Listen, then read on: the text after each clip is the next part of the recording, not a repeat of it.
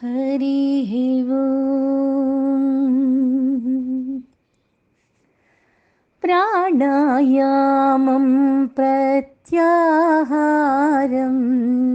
नित्यानित्यविवेकविचारम् प्राणायामं प्रत्याहारं नित्यानित्यविवेकविचारम् ज्ञाप्य समेत समाधिविधानम् ज्ञाप्य समेत समाधिविधानम्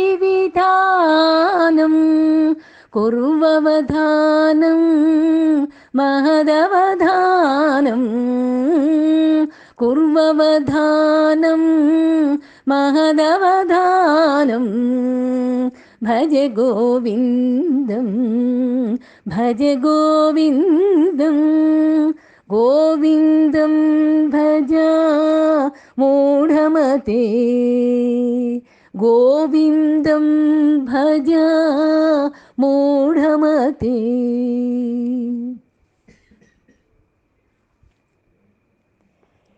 ఈరోజు మనం 30వ శ్లోకంలో అడుగుపెట్టాము. ఇక్కడ ఆచార్యులు మనకు మంచి సాధన చెప్తున్నారు. బ్రతుకు అయిపోతుందిరా నీకు, అహంకారాన్ని దూరం పెట్టు, ధనాశను వదిలిపెట్టు అని హెచ్చరించి గత శ్లోకాల్లో ఈ శ్లోకంలో సాధన చెప్తున్నారు. వాటన్నిటినీ వదిలిపెట్టాలి అంటే నువ్వు చేయాల్సింది ఏమిటి అంటే ప్రాణాయామము, దానికి అనుగుణంగా ప్రత్యాహారము, ఆత్మానాత్మ వివేక విచారము, జపము, సమాధి, వీటిని జాగ్రత్తగా అనుష్ఠించుకో, అతి జాగ్రత్తతో అనుష్ఠించుకో అని హెచ్చరిక చేస్తున్నారు, బోధ చేస్తున్నారు. చూడండి, గురువులు మనకి ఎంత దయార్ద్ర హృదయంతో మనల్ని ఆధ్యాత్మిక అనుభవంలోకి తీసుకెళ్ళి కూర్చోపెట్టాలి, ఈ ప్రపంచ జాడ్యం సాధకులకు వదిలించాలి అని ఎంతో కరుణార్ద్ర హృదయంతో మనకు బోధ చేస్తున్నారు. ఆత్మ సాక్షాత్కారం పొందాలి అనుకునేటటువంటి సాధకులు జాగ్రత్తగా అనుసరించవలసినటువంటి 5 సాధనా మార్గాల్ని ఆచార్యులు ఈ శ్లోకంలో బోధ చేస్తున్నారు. ఇందులో మొదటిది ఏమిటి అంటే ప్రాణాయామం, తర్వాత ప్రత్యాహారం, తరువాత నిత్యానిత్యం వివేకం, నిత్యానిత్య వివేక జ్ఞానం, ఆ తర్వాత జపము, తర్వాత సమాధి జ్ఞానము, స్థిరమైన ఏకాగ్రత, గొప్ప జాగ్రత్తతో కూడి ఆచరించు అని ఈ సాధనలన్నీ కూడా చెప్పారు. వీటిల్లో ఏమిటి అంటే యమ, నియమ, ఆసన, ప్రాణాయామ, ప్రత్యాహార, ధారణ, ధ్యాన, సమాధి, ఈ 8 అష్టాంగ యోగాలు అంటారు. వీటిల్లో అష్టాంగ యోగాలు అంటే యమ, నియమ, ఆసన, ప్రాణాయామ, ప్రత్యాహార, ధారణ అని చెప్పుకున్నాం కదా. ఇవన్నీ యమము అంటే ఏమిటి, నియమము అంటే ఏమిటి? యమ నియమాలు అన్నారు కదా. యమం అంటే ఏమిటి? ఇవి అహింస, సత్యము, బ్రహ్మచర్యము, అస్తేయము, అపరిగ్రహము. బాగా చెప్పుకున్నాం మనం, మీకు ఒకసారి జ్ఞాపకం చేస్తున్నాం అంతే, అందుకే వివరణ ఇవ్వటం లేదు. ఇవి యమాలు. ఈ యమము అనే సాధన ప్రతి సాధకుడు చేసి తీరవలసిందే. అహింస అనేది హింస చెయ్యకుండా ఉండడం. అంటే మేము ఎవరిని చంపమండి అంటారేమో, ఎవరిని బాధ పెట్టకుండా ఉండటం కూడా అహింసలో భాగమే. అంటే నువ్వు మాట్లాడే మాట ధర్మయుక్తంగా ఉన్నప్పుడు అవతల వాళ్ళు బాధపడిన తప్పు లేదు. ఎంత విషాదకరమైనటువంటి విషయాన్ని కూడా ప్రియంగా చెప్పాలి అంటారు. రామాయణంలో దశరథ మహారాజు దగ్గర రాముడు చెప్పే మాట ఎలా ఉంటుంది అంటే, వెళ్ళిపోతున్నాడు, అడవులకు వెళ్ళిపోతున్నాడు, వెళ్ళిపోతూ కూడా ఎంత ప్రియంగా మాట్లాడాడో చూడండి. రామాయణంలో పాత్ర అద్భుతంగా ఉంటుంది, రాముడి పాత్ర. ఎంత అద్భుతము అంటే, రామో విగ్రహవాన్ ధర్మ, ఆయన విగ్రహమే ధర్మమూర్తి అంతే. అహింస ఎలా చేస్తాడు ఇంకా? అలాంటి మూర్తిని మనం ఆదర్శంగా తీసుకోవాలి. సత్యము, సత్యానికి ఆయన ప్రతీక. మాట మాట్లాడాడు అంటే ఇంక బాణంలాగా దూసుకుపోవటమే. వెనక్కి తిరిగి తీసుకోడు మాట. అలాంటి సత్యమైనటువంటి మాటే మాట్లాడతాడు. అసత్యం అనేది ఎరుగడు. బ్రహ్మచర్యము, బ్రహ్మతత్వంతో రమిస్తూ ఉంటుంది ఎప్పుడు మనస్సు. అంటే ప్రపంచ విషయ భోగాల మీదకు వెళ్ళదు. గురువులు ఏదైతే చెప్పారో దాన్ని ఆచరణ చెయ్యటమే, తండ్రి ఏదైతే ధర్మం చెప్పాడో దాన్ని ఆచరణ చెయ్యటమే బ్రహ్మచర్యము. బ్రహ్మతో రమిస్తూ ఉండటమే బ్రహ్మచర్యము. ధర్మయుక్తమైనటువంటి జీవితం గడపటమే బ్రహ్మచర్యము. అస్తేయము, దొంగతనము లేకుండా ఉండడము. అంటే వేరే ఒకళ్ళ సొమ్మును చెప్పకుండా తీసుకోవడం అనేది, ఏదైనా సరే, సొమ్మనండి, వస్తువనండి, పదార్థమనండి, వ్యక్తి అనండి, ఏదైనా సరే ఇంకొకటి దాంతో సంబంధం లేకుండా ఉండటము. అపరిగ్రహము, వేరొకరి సొత్తును ఆశించకుండా ఉండడము. అపరిగ్రహము, గ్రహించకుండా ఉండడం. దేనిని గ్రహింపుకి రానియడు, వేరే వాటిని. ఆయన లోపలే ఆయన రమిస్తూ ఉంటాడు. ఇక యమాలవి, నియమాలేమిటి? శౌచము, సంతోషము, తపస్సు, స్వాధ్యాయము, ఈశ్వర ప్రణిధానము. శౌచము అంటే బాహ్య అభ్యంతర శౌచము. అంటే బాహ్యంలో శౌచంగా ఉంటాం, అంతరంలో కూడా శౌచం, శుచి, శుభ్రత, స్వచ్ఛత, నిర్మలత అన్నీ కూడి ఉండటమే శౌచము. సంతోషము అంటే మనస్సులో సంతృప్తిగా ఉండటం, బయటకి చిరునవ్వుతో కనపడటం. తపస్సు, ఎప్పుడు కూడా ఆధ్యాత్మిక తత్వం మీద విచారణ చేస్తూ మనస్సు ఎప్పుడు కూడా తపస్సుతోటి తప అంటారు. అంటే ఏంటి? తప్పించటం. ఆధ్యాత్మిక తత్వం మీద తప్పించడమే తపస్సు. ప్రపంచ విషయాల మీద తపస్సు చేస్తే వచ్చేదేమిటి? తపస్సు పోయి ఏమొస్తుందో నిన్న చెప్పుకున్నాం, ఇంకా మళ్ళీ చెప్పను దాని గురించి. స్వాధ్యాయము అంటే శాస్త్ర అధ్యయనము, తప్పనిసరిగా చేయవలసినటువంటి నియమాలు ఇవి. ఈశ్వర ప్రణిధానము, ఈశ్వరునికి శరణాగతి. నేను చెప్పుకున్నాం ఈ శరణాగతి గురించి కూడా. కాబట్టి యమ నియమాలు ఇవి సాధనలు. తర్వాత ధ్యానము. ధ్యానం ఎలా చెయ్యాలి? ఇంద్రియాలను విషయాల నుండి మరలించి మనస్సుని అంతర్ముఖం చేసుకొని ఈ లోపల ఉన్నటువంటి ఆత్మను తైలధారలాగా ఎడతెగకుండా చింతించాలి. అదే ధ్యానం. ఎట్లాగండి ఎగ్జాంపుల్ అంటే, మనకి శివలింగం మీద పాత్ర ఉంటుంది. ఆ పాత్రలో నీళ్లు పోస్తాం, అది అటు ఇటు కదలకుండా తైలధార అంటారు. ఆ పాత్రలో నుంచి ఒక్కొక్క డ్రాపు పడుతూ ఉంటుంది, శివుడి మీద పడుతూ ఉంటుంది. ఒక్క సెకండ్ కూడా ఆగదు, పడుతూనే ఉంటుంది అలాగా. ఆ ధారలాగా సాగాలి నీ ధ్యానం. ఇది ధ్యానము. ఈ యమనియమాలు, ఆసన, ప్రాణాయామ, ప్రత్యాహార, ధారణ, ధ్యాన, సమాధి, ఇవన్నీ 8 సాధనలు కూడా అష్టాంగ యోగాలు పతంజలి మహర్షి యోగ దర్శనంలో తెలియజేశారు అని చెప్తారు మనకి. అయితే మన సాధనలన్నీ అలా చేస్తున్నామా? ఎన్ని చేసినప్పటికీ మనకి ఎందుకు కలగటం లేదు అని అంటే, ఎందుకు ఆధ్యాత్మిక దృష్టి కలగట్లేదు? ఆత్మ సాక్షాత్కారానికి పొందడానికి మనకు ఆటంకాలు ఏమిటి అని ప్రశ్న వేసుకుంటే, మనస్సు యొక్క వాసనలే వీటికి కారణం. ఈ వాసనల్ని తప్పించుకోవటం ఎట్లాగా? ఈ వాసనలను అసలు ఎట్లా తప్పించుకోవాలి? ఆత్మను తెలుసుకుంటే అవి తప్పిపోతాయి. ఏంటండి మీరు చెప్పేది? ఆత్మసాక్షాత్కారానికా మనస్సు యొక్క వాసనలు అడ్డమంటారు? ఆ వాసనలు ఎట్లా తప్పించుకోవాలంటే ఆత్మను తెలుసుకోవాలంటారు? ఇది ఎలా కుదురుతుంది? ఇది ఒక విష వలయంలాగా ఉంది నాకు అనిపిస్తుంది మనసుకు విచారణ చేస్తే. ఇట్లాంటి సమస్యల్ని సృష్టించేది ఎవరు అనంటే అహంకారమే. అదే పెద్ద అవరోధం మనకి. ఈ పరస్పరమైనటువంటి వైరుధ్యాలని, ఈ చిక్కుల్ని తెచ్చిపెడుతుంది. ఏది అంటే అహంకారం. ఈ ప్రశ్నల్ని లేవనెత్తేదెవరో కనుక్కుంటే అప్పుడు ఆత్మ తెలుస్తుంది. మనకు అర్థమైంది, అహంకారమే ఇలా తెచ్చిపెడుతుంది అని మనకు బాగా అర్థమైంది. ఎట్లా ఈ అహంకారాన్ని పోగొట్టుకోవాలి అంటే అతి కష్టమైనటువంటి సాధన నిజంగా మాట్లాడితే. అటువంటి దాన్ని ప్రాణాయామం చేసి ముందు మనస్సుని నిగ్రహించుకో అని చెప్తున్నారు. చూడండి, మనకి రామాయణంలో రాముడు అంటే పరమాత్మ. రాముడు ఎక్కడ నిలబడతాడు? మధ్యలో ఉంటాడు.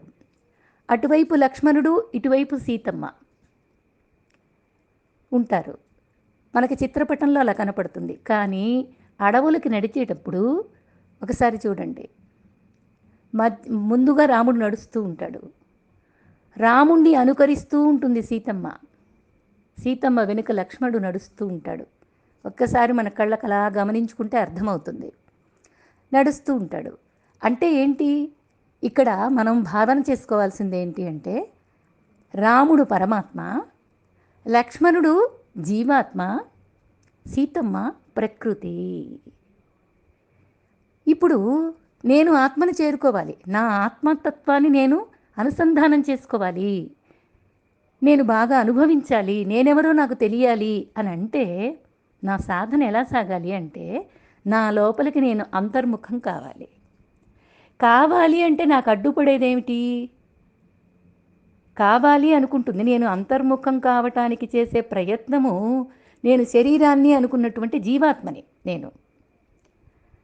నేను పరమాత్మని అనే అనుభవం నాకు రావడానికి నా ప్రయత్నం అంతా చేస్తున్నాను. మధ్యలో నాకు అడ్డుపడేదేమిటి? ప్రకృతి అంటే నా మనస్సు, నా స్వభావం. ప్రకృతి అంటే స్వభావం. నా స్వభావం అడ్డుపడి ఏం చేస్తుంది? పరమాత్మని చేరనీయకుండా చేస్తుంది. నేను దేహము అనుకునేటటువంటి జీవాత్మ, నేను ఆత్మను అనుకునేటటువంటి అనుసంధానం చేయటానికి అడ్డుపడేదేమిటి అంటే నా స్వభావము. అదే సీతమ్మ, అదే ప్రకృతి.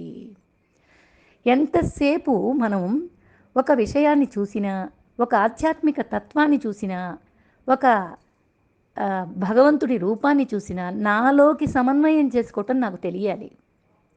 లక్ష్మణుడు నడుస్తూ ఉన్నప్పుడు సీతమ్మ అడ్డుగా ఉంటుంది, ఎప్పుడు ప్రకృతి అడ్డుగా ఉంటుంది, పరమాత్మలో కలవనీయదు. చూడండి, దానికి ఎగ్జాంపుల్ మనకి ఇంకా చెప్పుకుంటే విశ్వామిత్రుడు ఉన్నాడు. విశ్వామిత్రుడు రాముడికి లక్ష్మణుడికి బోధ చేస్తాడు. అడవులకి తీసుకెళ్ళి తాటకిని చంపటానికి ఆ యజ్ఞం చేస్తున్నాను, కొడుకుల్ని పంపించమని దశరథ మహారాజుని అడిగి తీసుకెళ్తాడు. తీసుకెళ్ళిన తర్వాత అక్కడ లక్ష్మణుడు అడుగుతాడు, గురుదేవా మీరింత సమర్థులు కదా, మమ్మల్ని తీసుకొచ్చారు ఇక్కడికి, ఎందుకని మీ శక్తి ఎందుకు ఉపయోగించటం లేదు అని లక్ష్మణుడు అడుగుతాడు. అడిగినప్పుడు విశ్వామిత్రుడు చెప్తాడు, నేను ఎంత సాధన చేసి, వశిష్ఠ మహర్షి ఎంతటి వాడో, ఆయన బ్రహ్మర్షి, వశిష్ఠ మహర్షి బ్రహ్మర్షి, నేను మహర్షిని అంతే, బ్రహ్మర్షి తత్వం నాకు రాలేదు. బ్రహ్మర్షిగా నేను పేరు పొందాలని అనేక సాధనలు చేశాను, తపస్సు చేసి ఏకంగా స్వర్గానికే వెళ్ళాను. స్వర్గానికి వెళ్తే అక్కడ ఊర్వశిని చూసి మోహంలో పడిపోయాను. అక్కడ నా తపశ్శక్తి మొత్తం నశించిపోయింది. ఎందుకంటే స్త్రీ వాంఛలో మనస్సు లీనమైపోయింది, అక్కడ తపశ్శక్తి పోయింది. అక్కడి నుంచి మళ్ళీ తపస్సు చేశాను. ఏంటి జీవితం ఇలా చేసుకున్నానని మళ్ళీ తపస్సు చేశాను. మళ్ళీ చక్కగా బ్రహ్మదేవుడు కరుణించి నీకేం కావాలో చెప్పు అని చెప్పాడు. అక్కడ కూడా తపశ్శక్తి నాకు ఆయన బ్రహ్మర్షి అనిపించుకోవాలి అని అంటే, నువ్వు బ్రహ్మర్షి అయ్యావులే ఇంకా చాలు అని చెప్తే, కాదు వశిష్ఠుడు వచ్చి చెప్పాలి అని అన్నాను. అక్కడ నా అహంకారం కనిపించింది. ఎవరో చెప్పేదాకా నేను ఎందుకు చెప్పాలి? నాకు మహర్షిత్వం ఎందుకు రావాలి? బ్రహ్మర్షిత్వం ఎందుకు రావాలి? మహర్షిత్వం ఉంది కదా. ఈ బిరుదుల కోసమా సాధన? అక్కడ కూడా అహంకారమే. వచ్చాడు వశిష్ఠ మహర్షి, వచ్చి నువ్వు బ్రహ్మర్షివే అని చెప్పాడు. అక్కడ నా అహంకారమే అడ్డొచ్చింది. మళ్ళీ తపస్సు చేశాను, ఈ అహంకారాన్ని చెడగొట్టుకోవటానికి, తప్పించుకోవటానికి, అహంకారాన్ని వదిలించుకోవటానికి మళ్ళీ తపస్సు చేశాను. మళ్ళీ తపస్సు చేసి మంచి అస్త్రశస్త్ర విద్యలన్నీ నేర్చుకున్నాను. ఈ ప్రాణాయామము, ప్రత్యాహారము, యమ నియమ ఆసన అణిమాది సిద్ధులు అన్నీ వచ్చేసినాయి నాకు. అయినా అన్నీ వచ్చు అనే అహంకారం నాకున్నది. ఈ అహంకారాన్ని నేను వదిలిపెడితే తప్పితే నాకు విముక్తి లేదు. అందుకనే నాకున్నటువంటి అస్త్ర విద్యలు మొత్తం కూడా, ఆ సిద్ధులు, నిద్ర రాకుండా ఉండడం లేదా నిద్రపోవడం, తినకుండా కొన్ని సంవత్సరాలు ఉండటం, కావాలంటే తినడం, ఎట్లా కావాలంటే అట్లాంటి సిద్ధులని నేను సంపాదించాను. ఎంత రాక్షసునైనా సంహరించగలటువంటి సిద్ధులన్నీ నాకున్నాయి. అస్త్ర శస్త్ర విద్యలన్నీ ఉన్నాయి. ఇవన్నిటినీ కూడా నాకు వచ్చు అనేదాన్ని వదిలించుకోవాలి. ఈ అహంకారాన్ని వదిలించుకోవడానికే నేను మీకు తీసుకొచ్చాను. ఇవన్నీ మీకు బోధ చేస్తాను. ఈ అస్త్ర శస్త్ర విద్యల బరువు, బాధ్యత, అహంకారాన్ని మొత్తం వదిలించుకోవటానికే మిమ్మల్ని తీసుకొచ్చి మీకు సమర్పణ చేసేస్తున్నాను అని చెప్పి పరమాత్మ ముందు అవన్నీ నేర్పించేసి ఈయన వదిలించుకున్నాడు అహంకారాన్ని. చూడండి, మహర్షులంతటి వాళ్ళు కూడా స్త్రీవాంఛ, ధనవాంఛ, కీర్తివాంఛ, తర్వాత ఈ అహంకారాన్ని వదిలిపెట్టడానికి ఎంతో శ్రమ పడవలసి వచ్చింది. కాబట్టి మనం ఎంత, మన సాధన ఎంత, మనం ఎంత, వీటన్నిటిని గురించి చెప్పుకుంటూ ఉంటే మనస్సు పరిపక్వత కలుగుతుంది, ప్రశాంతత పొందుతుంది, పవిత్రత పొందుతుంది. దానివల్ల మనం ఇవన్నీ వింటున్నాం. విని ఒకసారి కాకపోతే, అది నేను ఇంతకు ముందు కూడా చెప్పాను, 24 గంటల్లో 20 నిమిషాలు దీనికి కేటాయించి వినటం వల్ల మీకు ఎంత పవిత్రత, ఎంత పరిశుద్ధత, ఎంత పవిత్రమైనటువంటి జన్మ రావడానికి సిద్ధమవుతుందో ఆలోచించండి. ఆచరణ చెయ్యగలుగుతామా? భగవంతుని అనుగ్రహంతో ముందడుగు వేస్తాం ఆధ్యాత్మిక పదంలో. ఆచరణ చెయ్యలేకపోతామా? శ్రవణేంద్రియాలు, మననేంద్రియాలు మళ్ళీ మొత్తం లోపల మనకి మననం జరిగి అత్యంత పవిత్రతనిస్తాయి. దీనివల్ల వచ్చిన నష్టం అంటూ ఏమీ లేదు. అందువల్ల ప్రాణాయామము తప్పనిసరిగా చేసి నువ్వు సాధించవలసినటువంటి విజయంలో ఇదొక పాత్ర అని చెప్తున్నారు. ఎంతవరకు సాధన చేస్తావో అదంతా నీ చేతుల్లోనే ఉంది. అతి ముఖ్యమైనటువంటి అంగం ఏమిటి అంటే ప్రత్యాహారము. కొందరు ఈ యమనియమాల్లో ప్రత్యాహారంలో వాస్తవంగా యోగ సాధన ప్రారంభమవుతుంది. దానివల్ల ప్రాణాయామం వల్లేమో శారీరక మనోబుద్ధులు శుద్ధమవుతాయి, ప్రత్యాహారం వల్లేమో యోగ సాధన ప్రారంభమవుతుంది. స్వవిషయ సంప్రయోగే చిత్తస్వరూపానుగార ఇంద్రియాణం ప్రత్యాహార. ఇంద్రియాలను ఇంద్రియ విషయాల యందు పోనీయకుండా నిర్మల చిత్తానికి దాన్ని మరిల్చి తమ తమ స్థానంలో నిలపటమే ప్రత్యాహారం. అది ఇంద్రియ విషయాలకు పోనీయకూడదు. ఇంద్రియాల్ని బహిర్ముఖం కాకుండా అంతర్ముఖం చేయగలగాలి. నీ ఇంద్రియాలు ఎప్పుడు కూడా బయటకే కనపడుతుంటాయి. ఇది ఒక మనము రామాయణ పాత్ర తీసుకొని మన సాధనకి తీసుకుంటే ఇలాగా చూడండి. ఇక్కడ జీవాత్మ, పరమాత్మ, స్వభావం, ప్రకృతి, మనస్సు, ఇదంతా మనం చెప్పుకున్నాం. కింద మన చిత్రపటం చూసినప్పుడు హనుమంతుడు కనిపిస్తాడు. హనుమంతుడిని మనం ఎలా తీసుకోవాలి అని అంటే, హనుమంతుడి పాత్ర ఏమిటి అని అంటే శరణాగతి. ఆయన రామనామంతో పునీతమైపోయి రోమం రామనామమే ఆయనకి. అటువంటి పవిత్రమైనటువంటి భక్తి మనకి, మన ఇంద్రియాల్లో అట్లాంటి భక్తిని నింపుకోవాలి. ఇంద్రియాలు బహిర్ముఖం కాకుండా అంతర్ముఖం చేసి శరణాగతి చెయ్యగలగాలి. ఇలా చేస్తే యమనియమ సాధన చక్కగా సాగుతుంది. అలా సాగినప్పుడు మనము సులభంగా మన ఇంద్రియాలన్నీ కూడా అంతర్ముఖం అవుతాయి. ఎవడైతే ఇంద్రియాలను విషయాల మీదకు వెళ్ళనీయకుండా ఆపుతారో ఇక వాడికి మనస్సే గత్యంతరం, ఇంకా బయటికి వెళ్ళటానికి లేదు, లోపల మనసులోకి వెళ్ళి కూర్చుంటుంది. అందువల్ల మనస్సులు లయించిపోతాయి. మొత్తం ఏ వస్తువు యొక్క రూపాన్ని ధరించకుండా అంతర్ముఖం అవటానికి అవకాశం ఉంది. అందుకనే ఆహార విహారాదులు నిర్ణయించుకో, నువ్వు సమయాన్ని కేటాయించుకో, నియమపాలన చేసుకో, వాటిని ఇష్టం వచ్చినట్టు వదిలేయద్దు. అప్పుడే మనస్సు ఆత్మలో లయిస్తే కానీ ఆత్మానందం కలుగుతుంది. మనస్సు అంతర్ముఖమైతే కానీ ఆత్మలో లయిస్తుంది. ఈ రెండు ఒకటికొకటి అనుసంధానం చెయ్యాలి. ఇంద్రియాలని విషయ ప్రపంచంలో గనక వెళ్ళినయి అంటే అంత సులభ సాధ్యం కాదండి. మనస్సులో లయింప చేయటం, బయటికి వెళ్ళిపోయినాయి అంటే మళ్ళీ మనస్సులోకి తీసుకొచ్చి పెట్టడం అంటే సులభమేం కాదు.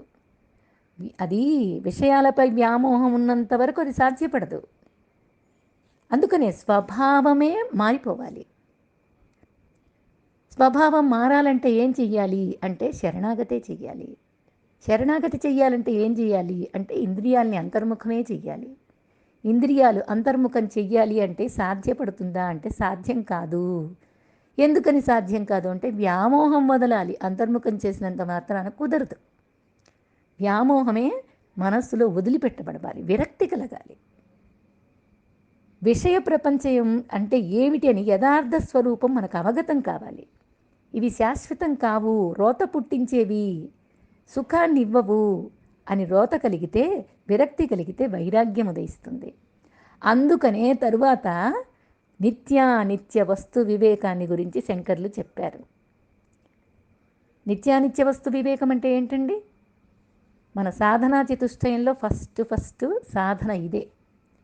నిత్యమా అనిత్యమా అంటే ఆత్మ అనాత్మ వివేకం, ఆత్మానాత్మ వివేకం లేదా నిత్యానిత్య వస్తు వివేకం. దేన్ని చూస్తున్నా సరే ఇది నిత్యమా అనిత్యమా అనే సాధన చేశామనుకోండి, అనే దృష్టి సారించామనుకోండి, అప్పుడు మనకేమనిపిస్తుంది? సర్వ దుఃఖాలకి నిలయమైనటువంటి ఈ వస్తు ప్రపంచం అనేది అనాత్మ. అజ్ఞానం చేత మానవుడు ఆత్మజ్ఞానం కోల్పోయి అనాత్మని కౌగిలించుకుంటున్నాడు. అందువల్ల నష్టపోతున్నాడు. నశించిపోయే దేహాన్నేమో నేను అని భావిస్తున్నాడు. దేహంతో తాదాత్మ్యం చెందేమో ఇంద్రియ మనోబుద్ధుల్ని విషయ ప్రపంచంలోకి వదిలిపెట్టేసేసి జీవితాన్ని వృధా చేసుకుంటున్నాడు.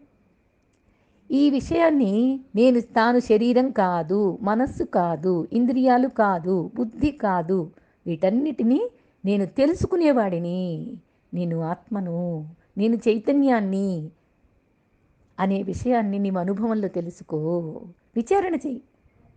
నేను శరీరాన్ని కాదు, మనస్సు కాదు, నాది మనస్సు, నాది శరీరం, నాది ఇంద్రియాలు, నాది బుద్ధి, నాది ఈ వస్త్రం. అలాగనే నేను వేరు, ఇవన్నీ వేరు అని విచారణ బాగా చేసుకో. ఆత్మ సత్యమైంది, అనాత్మ అసత్యం. ఆదిలో కనిపిస్తుంది, అంతంలో కనిపించదు. మధ్యలో కాసేపు ఉండిపోయేది అసత్యమని మనం బాగా చెప్పుకున్నాం కదా. కాబట్టి నిత్యానిత్య వస్తు వివేకం జరిగిన తర్వాత అనిత్య వస్తువుని విడిచిపెట్టేస్తాం. నిత్య వస్తువుని సదా చింతన చేస్తూ ఉండాలి. ఉంటున్నామా? అనిత్యమని వస్తువు తెలిసిన తర్వాత వదిలిపెడుతున్నామా? స్వభావంలోనే, మనస్సులోనే వదిలిపెడుతున్నామా? బాహ్యంలో కాసేపు వదిలేస్తున్నాం, మళ్ళీ తీసుకుంటున్నాం. చూడండి, మాటలు రాని బిడ్డకు మనం తన పేరుని నేర్పేటప్పుడు అనేక సార్లు ప్రతిరోజు నేర్పిస్తాం. ఇలా కొంతకాలం విన్న తర్వాత అది తన పేరే అని బిడ్డ గుర్తిస్తాడు. దానికి అనుగుణంగా పిలవగానే పలుకుతూ ఉంటాడు. ఇట్లా అనాదిగా మనం అనాత్మతో తాదాత్మ్యం చెంది ఉన్నాం మనస్సుతో. ఇప్పుడు ఒక్కసారిగా మనం ఆత్మస్వరూపులమని గ్రహించలేకపోతాం. అనుభవంలో అది అందరికీ అందుకనే చేత కావట్లేదు. అందుకే మనం సాగించే అభ్యాసం జపయోగం. ఈ జపంలో ఏమవుతుంది? ఏకచింతన ఉంటుంది. ఈ సాధన సూక్ష్మతరం కాగానే జపం ఆగిపోయి సమాధి అనుభవానికి వస్తుంది. ముందు కూర్చో, ఆసన శుద్ధి చేసుకో. ఎందుకంటే ఇవన్నీ చేసుకున్నావు, నిత్యానిత్య వస్తు వివేకం అంతా చేసుకున్నావు, బాహ్యంలో అంతా రోత పుట్టేదే అని నిర్ణయించుకున్నావు. అప్పుడు ఆసనం వేసుకొని కూర్చో, జపం సాగించు. జపం చేస్తూ చేస్తూ ఉండగానే నీ అభ్యాసం దృష్టి లోపలికి అంతర్ముఖం అవుతుంది. ఇలాగ ఒకరోజు, ఒక నెల, ఒక సంవత్సరం చేస్తే సరిపోతుందా అండి అంటే కాల వ్యవధి లేనే లేదు. అది మాత్రం గుర్తుపెట్టుకోవాలి. కాబట్టి సాధన సూక్ష్మతరం కాగానే జపం ఆగిపోతుంది, సమాధి అనుభవంలోకి వస్తుంది. సమాధిలో విషయ జ్ఞానమే ఉండదు. అక్కడ కేవలం ప్రశాంత చైతన్యం భాసిస్తుంది. సుషుప్తిలో కూడా విషయ జ్ఞానం ఉండదు. సుషుప్తి సమాధి ఒకటని భావించకూడదు. మళ్ళీ ఇంద్రియాలు అంధకారంలో లయిస్తే అది సుషుప్తి, దివ్య వెలుగులో లయిస్తే అది సమాధి. ఇదొకటి గుర్తుపెట్టుకోండి బాగా. మనోవృత్తుల్ని బాగా అరికట్టి మనోబుద్ధుల్ని ఆత్మయందు మనం బాగా లయింపచేస్తే అది సమాధి. అంటే మనస్సులో ఆలోచనలన్నీ రాకుండా బుద్ధులన్నీ ఆత్మయందు గనక మననమైతే, లయింపచేస్తే అది సమాధి. అలా లయిస్తే గనక మనోబుద్ధులు తిరిగి బహిర్ముఖం కావు. అట్లా అయితే మళ్ళీ నిర్బీజ సమాధి. ఈ సమాధి జ్ఞానంలో అనాత్మ సంబంధం పూర్తిగా తెగిపోతుంది. స్వస్వరూపం ఎరుకపడుతుంది. జనన మరణ చక్రం ఛేదించబడుతుంది. మంగళ దృష్టి ఏర్పడుతుంది. అట్లాంటి పరిపూర్ణ ఆనందాన్ని కోరేటటువంటి ముముక్షువు ప్రాణాయామము, ప్రత్యాహారము, ఆత్మానాత్మ వివేకము, జప సమాధులు ఇవన్నీ ఆధ్యాత్మిక మార్గంలో నడిచి జీవన్ముక్తుడైతాడు. ఈ సాధనల్ని జాగ్రత్తగా అనుసరించమని ఆచార్యులు మనకి బోధ చేస్తున్నారు. ఆధ్యాత్మిక సాధకులకి సాధనా సమయంలో తొందరపాటు, ఉద్వేగము, ఇవ పోలిక ఇవన్నీ పనికిరావు. ఆంతరంగిక సాధనలు నిమ్మళంగా స్వానుభవంలోకి రావాలి. తీవ్ర సాధనలు చేసే అభ్యాసకులు అనుభవం సిద్ధించలేదని చెప్పేసి ఆవేదన చెందుతారు. ఎందుకంటే ఎక్కువ నేర్చుకున్నాం, ఎక్కువ శాస్త్రాలు చదివాం, అయినా సరే మాకు రావట్లేదు అని ఆవేదన పడతారు. తమ ఆందోళన మనస్తత్వంతో సాధననే వక్రింప చేసుకోకూడదు. ఇలా చేస్తే తొందరగా అవుతుందేమో, అలా చేస్తే తొందరగా అవుతుందేమో అని ఎక్కడికెక్కడికో వెంపర్లాడకూడదు.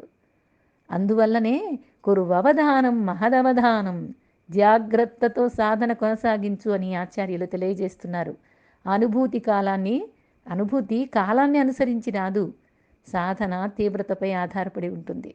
ఎంత సాధన మీద నీకు తీవ్ర ఆసక్తి కలుగుతుందో దాని మీద ఆధారపడి ఉంటుంది. దాన్ని గమనించుకో అని ఈరోజు శ్లోకంలో గురువులు మనకి బోధ చేశారు. అందరికీ శ్రీరామనవమి శుభాకాంక్షలు తెలియజేస్తున్నాను.